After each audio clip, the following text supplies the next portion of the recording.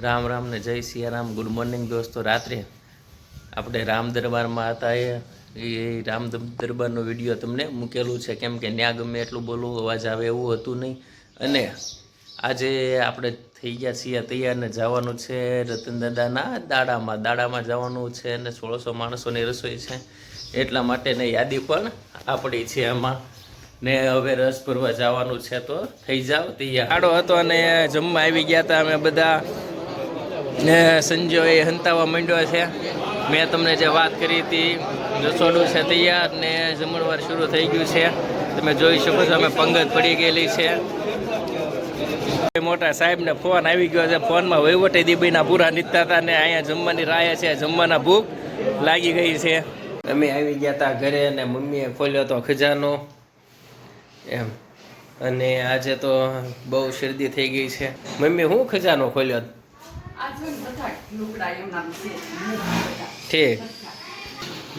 બાપુજી સુઈ ગયા હતા અને કેદાર જય સિયારામ. કેદાર ને અથર્વ બંને રમતા હતા બાઇકથી, કેમ કે ચાર્જિંગ થવા નથી દેતો. 5 મિનિટ ચાર્જિંગ ન થાય ત્યાં કાઢી લે છે ગાડી. ને ભગવાન પણ જો તેમના સ્થાને બેઠેલા છે. ક્યાં છે રાજવી? શું કરે?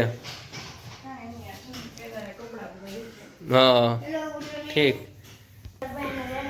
તમે બ્લોગ સારો લાગતો હોય તો લાઈક ને સબસ્ક્રાઈબ કરવાનું ભૂલશો નહીં. ને હવે આપણે જવાનું હતું દુકાન, એટલે દુકાને ચાલ્યા જઈએ. તો જમવાના મેનુનો પાર જ નથી. હે રાજવી, શું છે જમવામાં? જમવામાં છે ગાંઠિયાનું શાક, રોટલી, ઢોકળા, હા, ગાર્લિક બ્રેડ ને પિઝા. હાલે ગાર્લિક બ્રેડ ને પિઝા. શું છે આ બધું? મને શરદી થઈ ગઈ, મજા નથી એટલે આ બધું તે મગાવ્યું. એમ સેમ પિઝા છે ને ગાર્લિક બ્રેડ છે. મને મજા નથી એટલે રાજવી મગાવ્યું. મારી મજા સારી થઈ જાય એટલા માટે. બધા ફ્રૂટ ખાય તો એની તબિયત સારી થાય. હું આવું બધું ફાસ્ટ ફૂડ ખાવ તો મારી તબિયત સારી થાય. હું તારું હું કેવું છે રાજવી? બરોબર છે? તો આ બધું કાજુ બદામનું શાક ને બધું કેન્સલ છે ને, કે રાતે દૂધ બનાવી નાખશું એમ કરશું ડ્રાય ફ્રૂટ નું. હા દાજી ગયો વિડીયોમાં. આ છે ગરમા ગરમ ઢોકળા. હજી ચાકુનું કટિંગ થતું હતું એટલે ચાકુ અંદર જ છે. અને કેદાર ને અથર્વ બંને અહીંયા રમે છે. જે છે આને શું કહેવાય આપણે? ગાડલા ગોદડાનો કબાટ. આપણે આવી ગયા હતા પીઝા. કયા પીઝા છે આ? Hot and spicy.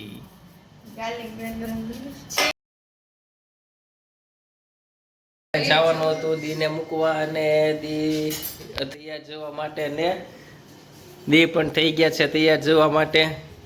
ને આપણી ગાડી પણ કવરમાંથી કાઢી રાખી છે, તમે જોઈ શકો છો. ને આપણે હવે નીકળી જવાનું છે દીને મૂકવા. આ આપણી જોલી ગાડી જોઈ શકો છો કે નહીં? જોલી આ નથી, બાપ હોતા હે. આ રે આપણી જોલી ગાડી. કેમ કે અમારી પહેલી ગાડી છે અને બહુ જ મને ગમે છે, પણ હવે ઘણો ટાઈમ થઈ ગયો એટલા માટે એમાં કાંઈ ફેસિલિટી નથી. પણ એકદમ વેરેન્ટેજ વગરની અમારી ગાડી છે. Old is gold. ને આ છે નવી ગાડી.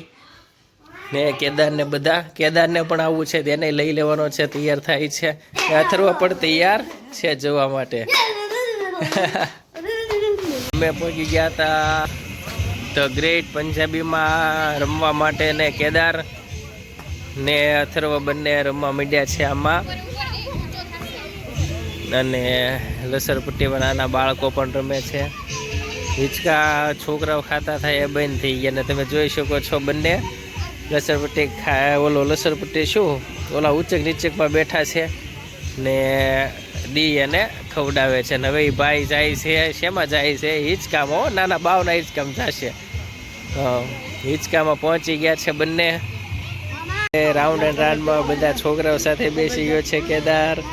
ને એને આમાં બહુ જ મજા આવે છે. પણ હોટલમાં થોડુંક છે અંધારું. ને અથર્વને પણ બેસવું છે ને આવી ગયો છે. જાઓ ખાવા આવ્યો જા. બધા છોકરાઓ ખાય છે. બસ હિચકા રાઉન્ડ રાઉન્ડ.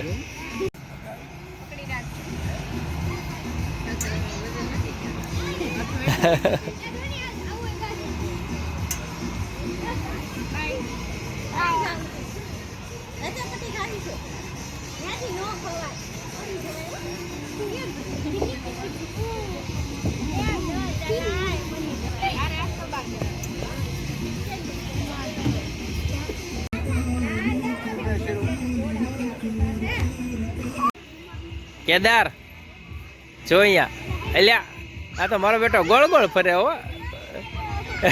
એવું થયું તરવા મજા આવે છે કેદાર? તને મજા આવે છે કેદાર?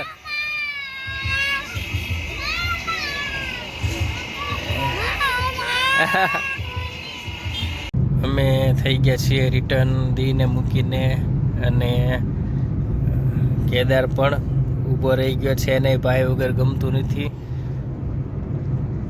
ને અમારો ભાવનગર રાજકોટ હાઈવે છે આ, તમે જોઈ શકો છો. એકદમ સરસ રોડ છે. પહેલાં વર્ષો પહેલાં જ્યારે હું ભાવનગર રહેતો ને ત્યારે આ રોડ સિંગલ પટ્ટી હતો, અને ત્યારે એટલું ટ્રાફિક હતું. અત્યારે તો 4 લાઇન છે તોય પણ એટલું ટ્રાફિક છે. દિવસે વધારે હોય પણ અત્યારે થોડું ઓછું હોય છે.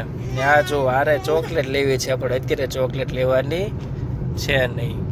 આપણો વ્લોગ તમને સારો લાગતો હોય તો લાઈક એન્ડ સબસ્ક્રાઈબ કરવાનું ભૂલશો નહીં. આજે તમારી તબિયત પણ ખરાબ હતી પણ તમારી માટે જ બ્લોગ બનાવ્યો છે, અને આ સાથે જ આપણે અહીંયા જ બ્લોગને પૂર્ણ કરીએ. જય સિયારામ.